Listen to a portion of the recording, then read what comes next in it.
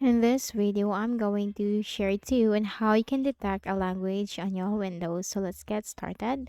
So I have prepared this example for you now on how we can detect this language. It's just very easy. You just need to simply open a browser. So let's go with Chrome. Then click on Google Chrome under the best match. Now here in the search bar, simply type Google Translate. Hit enter. Okay. Then here we just need to simply click on this option from translate.google.com. Okay.